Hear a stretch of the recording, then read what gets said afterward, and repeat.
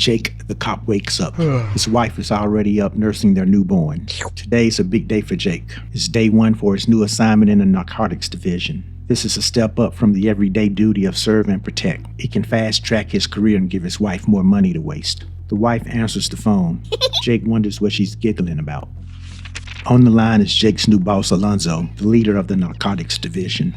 Alonzo runs down the job's necessities to Jake. He tells him to skip the usual procedures and meet him outside of the office. He tells him to bring a backup gun. You never know when you might need it to plant it on an innocent civilian. Jake is already stressing out whether he's cut out for the new gig. Jake meets Alonzo at a coffee shop. Alonzo offers him breakfast. Jake declines. Alright, ain't gonna ask twice. Alonzo goes back to reading his newspaper. Jake starts in with some yapping about his gratitude. Alonzo tells him to shut up. Jake is unsettled by the uncomfortable silence. Since Jake can't control his mouth, Alonzo asks him to tell him his best police story. Jake begins to tell a tame story about a roadside stop. All the while, Alonzo is sizing him up. He is not impressed by Jake's story. Alonzo is more interested in whether Jake threw dick to his female partner. Jake comes back with a bashful, all shucks response. He talks about him being a married and faithful man. Alonzo has already collected enough information that Jake is a by-the-book straight arrow. They leave the shop. They get into Alonzo's car, a G-Ride. Alonzo gives Jake a rundown of the operation. He lets Jake know that today is an audition to whether he makes the squad or not. Alonzo asks Jake why he wants to be in narcotics. Jake gives Alonzo a textbook answer about why he wants to be a narc. Stop the cap! Eventually, Alonzo gets to the root of Jake's ambition. It ain't so much about getting drugs off the street.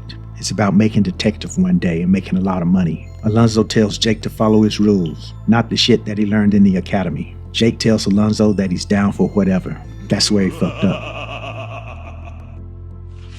Alonzo goes into Jake's home life. Alonzo gets a little too invasive and Jake gets rattled by the nature of the conversation.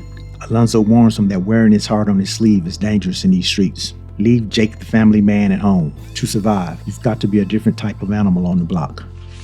They pull into a hideaway and sit on a hot spot. They watch one of Alonzo's CIs work a hand-to-hand drug deal. They pursue the buyers, a bunch of kids from the suburbs. The cops pull them over. Alonzo and Jake jump out, pointing with their guns. Alonzo engages the driver. When the kid plays stupid, Alonzo is on the verge of ripping his earring out. Jake is surprised at the escalation of violence from his partner. This is no way to treat white taxpayers. It turns into more of a shakedown than a police stop. Alonzo lifts weed and a pipe from the young hoodlums. He then leaves the young folks with some words of wisdom. Back in the car, Alonzo shows Jake the score, a bunch of dirt. Alonzo explains his philosophy of what makes a good narcotics agent. He begins to put the weed into the pipe. Jake is amazed that Alonzo is about to sample the weed. Except, however, he's not preparing it for himself. He wants Jake to hit it. Jake thinks he's bullshitting. Alonzo nudges him a little, but Jake is adamant that he ain't smoking no mystery weed. Alonzo's impatience grows. He stops the car in the middle of the street. Now check this out. Alonzo pulls his gun out and points it at Jake's head. He tells him that his refusal would have got him killed in a real situation. Alonzo doesn't want Jake in his unit cause the cat ain't got the metal for it. Now whether in grade school or on the streets, peer pressure is a bitch. It's even worse when your dirty cop partner's got a gun pointed at your head. Jake asks for the pipe. Alonzo watches and makes sure that Jake takes enough into his lungs to separate his body from his mind. They drive along and Jake is zonked out. That wasn't no fucking weed. Weed don't make you think that the sky is opening up and raining out pink elephants. Alonzo lets Jake in on the twist. He just smoked some damn ozone. He took a ride on the Love Boat. Surprise, rookie. You've got PCP in your system. Alonzo takes Jake to Roger's house. Roger's an ex-cop himself. He's dirty by default, of course. We learn that Alonzo is into some Russians for $1 million. Alonzo's walking around with a target on his back. When Roger looks over at Jake, he knows that Alonzo is the reason for Jake being fucked up.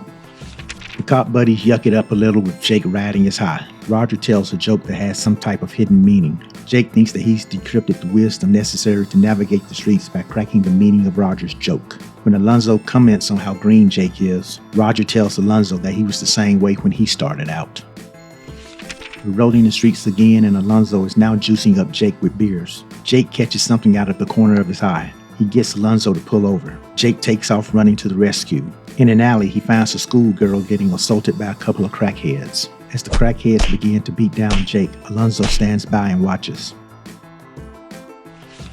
Once Jake gets the upper hand, Alonzo steps out. The schoolgirl gets to her feet. She begins to yell at the crackies that her homies are going to deliver some street justice to them. Alonzo sends the girl on her way.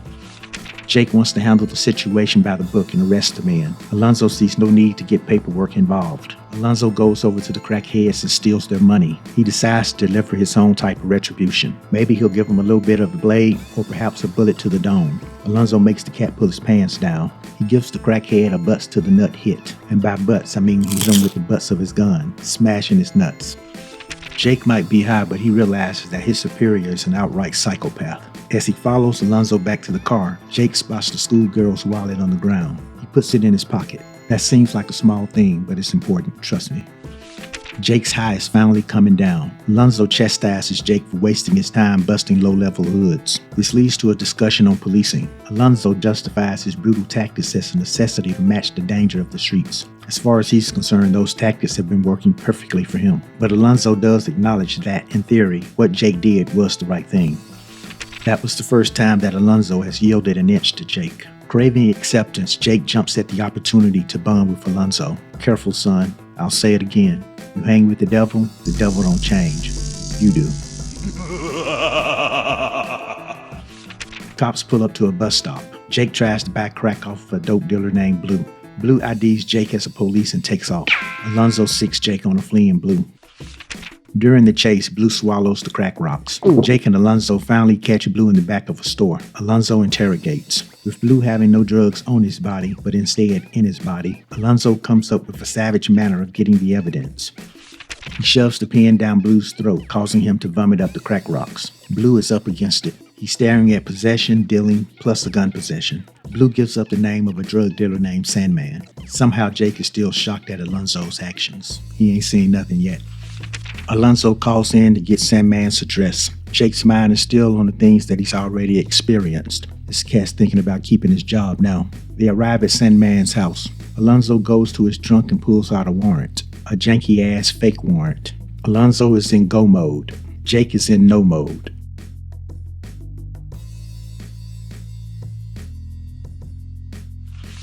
Sandman's wife answers the door. Alonzo ain't waiting. He barges in and puts the woman on the floor. He tells Jake to keep an eye on her while he checks things out. Alonzo sends her son out into the living room as he goes through the bedrooms. The wife gets suspicious and starts to ask Jake to see the warrant.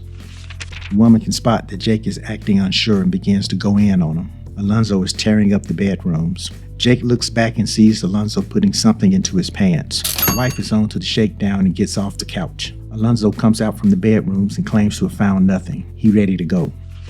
Alonzo hands the woman the fake warrant. It's a Chinese restaurant menu. The wife goes to the bedroom and sees that Alonzo has stolen her stash. She runs out towards them yelling that she's been jacked. The bangers on the corner start throwing bullets at Jake and Alonzo. Alonzo gets out of the car like he's got an S on his chest and returns fire.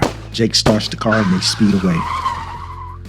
Jake is coming apart. He's worried about being tied to Alonzo and his shit. Alonzo has Jake pull over. He gives Jake another talk. Alonzo questions whether Jake is cut out for this type of work. You can't start crying every time I blatantly break the law, man. Alonzo gives Jake two options. One, he can make a real difference on the street, or two, he can help single mothers change flat tires on the street. You're gonna be a wolf or a sheep, pick one. They pull into a hood, deep into a hood. Alonzo approaches some brothers throwing dice. He seems to be well known around here. Everyone's cordial with one another on the surface, but underneath lies a real disdain. The cops head upstairs to see one of Alonzo's ladies, Sarah. She invites the men in. She makes a plate for Jake and leaves Jake on the couch to babysit her son. She then excuses herself to go get her back cracked. Jake, the junkie, and the kid have passed out on the couch. With the click of his gun, Alonzo wakes the pair. He sends Jake outside. Alonzo addresses the kid. The little man is his son. The next stop is a hangout spot for LAPD's top brass. Alonzo introduces Jake to the men and then sends Jake over to the kids' table. One of the men addresses Alonzo as a dead man. This is in reference to Alonzo's debts to the Russians. Another man tells Alonzo that going on the run might be his best bet. His badge isn't going to protect him from the Russians. Alonzo reveals that he's got a plan to get the money to pay them back. Plan involves a mutual party of the men, but they go ahead and give Alonzo the green light to proceed with his plan. Alonzo leaves and then drops the money that he stole from the Sandman house into one of the cars parked outside. Alonzo gets on the phone and begins to set up his plan. Jake asks him why he dropped the stolen money. Alonzo tells him that the money was to pay off a judge so that he could get an arrest warrant. See, the corruption goes all the way to the top. They meet up with the rest of Alonzo's team. The men have picks and shovels, plus the arrest warrant. Jake's presence gets questioned by the team. This warrant is legit. Alonzo shows it to Dudley Do-Gooder Jake so that he won't start bitching and moaning. The team arrive at Roger's house, the ex-cop from before. They kick in the door and surround Roger.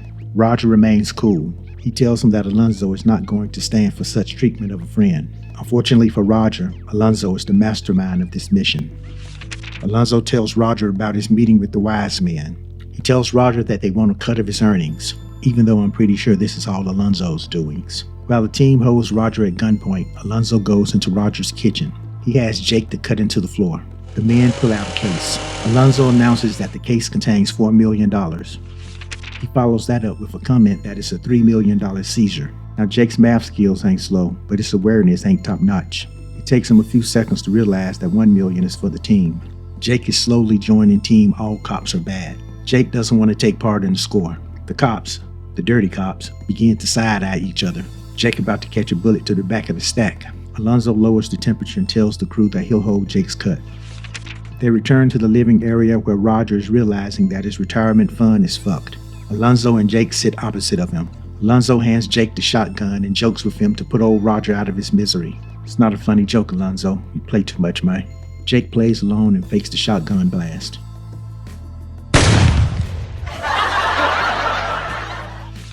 Alonzo takes the gun from Jake. He wasn't serious, y'all.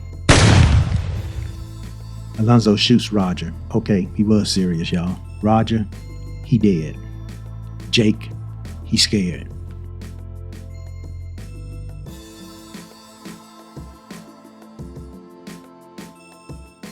Alonzo begins to stage the murder scene. He takes Roger's gun and shoots one of the team members to make it look like Roger shot first. He then narrates that Jake was the one who shot Roger. Alonzo gives Jake the hero role, but Jake don't want no parts of it. Alonzo spells out to Jake how fucked he is. It's his word versus 5 decorated cops. He gives Jake the alternative angle if he doesn't accept his role. He tells the story of Jake being killed during the raid. He points the shotgun at Jake's head. Jake does a quick James Bond move and takes the shotgun from Alonzo, putting him at the end of the gun. The rest of the team aim their weapons at Jake. It's a Mexican standoff between Jake and the dirty cops. Good apple versus regular apples.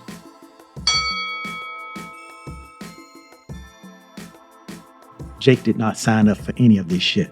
Alonzo begins to talk his way out of the situation. He explains how this could look like a PCP-crazed cop just went off. A light bulb goes off in Jake's head that he was part of Alonzo's plan from the jump. The devil wins. Jake takes his finger off the trigger and hands the gun over to Alonzo. Afterwards, Jake is still reeling. Alonzo's on the phone setting up his next move. Jake confronts Alonzo over killing his friend. Alonzo tells him that cat Roger wasn't no friend of his. He tells him that Roger was a geriatric dope boy.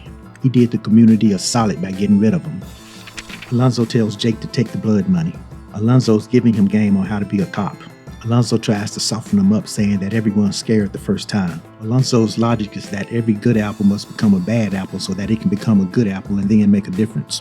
He wants Jake to make his name in narcotics, then make detective, grow wise, and then change things from the inside. Yeah, alright, man. Before heading back to the police station, Alonzo needs to drop off some items at one of his CI's place. They head inside with the items and Alonzo excuses himself to the bathroom. Jake notices that the items are stuffed with cash. Jake gets pulled into a card game. I mean, you can't say no to the homies. Sit down, have a beer with yeses. Before one hand is dealt, them cats start to cut up on Jake. Smiley is just sizing Jake up. Sniper is geeked all the way up. And Moreno is line stepping. Smiley gets a beat and then looks over at Jake. Sniper asks Jake to see his weapon. Peer pressure's a bitch, especially when you're sitting at a table with a disrespectful cat, an ice cold cat, and a certifiably loco cat. Jake pops the clip and obliges. Unbeknownst to him, Smiley slides the clip off the table. Moreno messes around with Jake's gun, but then gives it back. An uncomfortable Jake is ready to jet. He gets up to leave, but Smiley won't give the gun clip back. Smiley tells Jake that Alonzo left him behind. Jake takes a look outside the window for himself. Shit done got real thick real quick. Alonzo has set Jake up.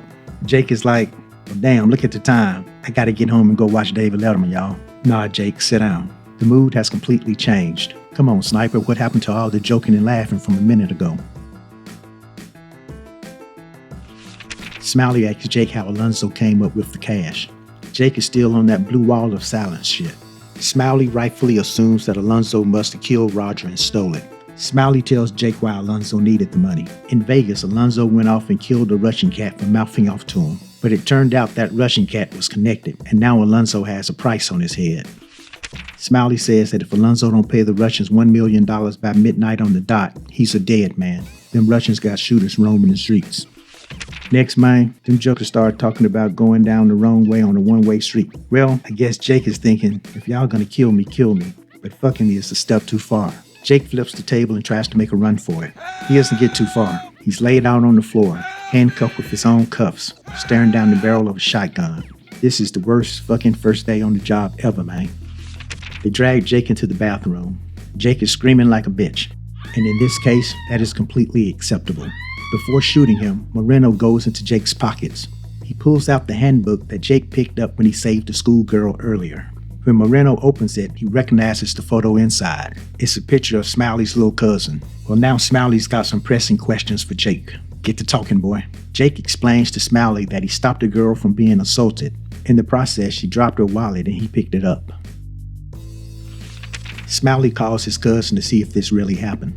After some preliminary bullshitting, the girl eventually confirms Jake's story. Well, now Smiley is conflicted. On one hand, work is work and a job is a job. On the other hand, this cop did La Raza a solid. Smiley calls off the hit.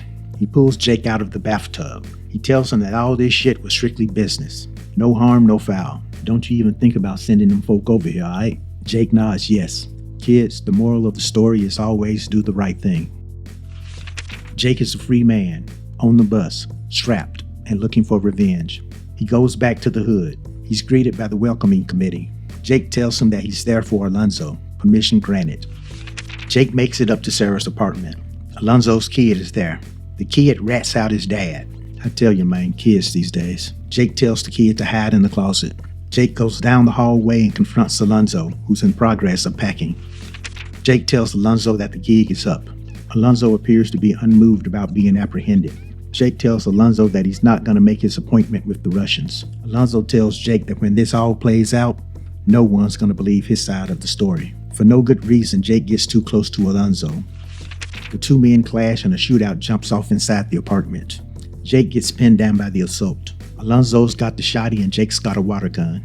Alonzo tries to use his own son as bait to draw Jake out, but Alonzo was buying time to escape out of the window with the money. He gotta go see a Russian about a horse. Jake follows Alonzo into the rooftop. The two men get into some hand-to-hand combat. Y'all know I'm shit at calling a fight play-by-play, but let's just say that Jake got his ass whooped. Alonzo grabs the bag of money and walks away. He gets into his car. He starts it up only for Jake to come crashing down on the hood. Alonzo takes off and rams into other vehicles to dislodge Jake. However, Alonzo ended up crashing so hard that he almost knocked himself out. Jake goes over to the car and delivers some right crosses to Alonzo. He grabs the bag of money and pulls Alonzo from the car. The people from the neighborhood come out to watch. Jake puts his gun on Alonzo. Alonzo offers a reward for anyone who shoots Jake. No takers. Jake gets his voice and begins to talk that high and mighty shit. Alonzo displays his badge and dares Jake to shoot him. He doubts that Jake's got the nuts to do it. Once again, Alonzo asks the bangers in the crowd to put Jake down. Spider steps up to Alonzo's request.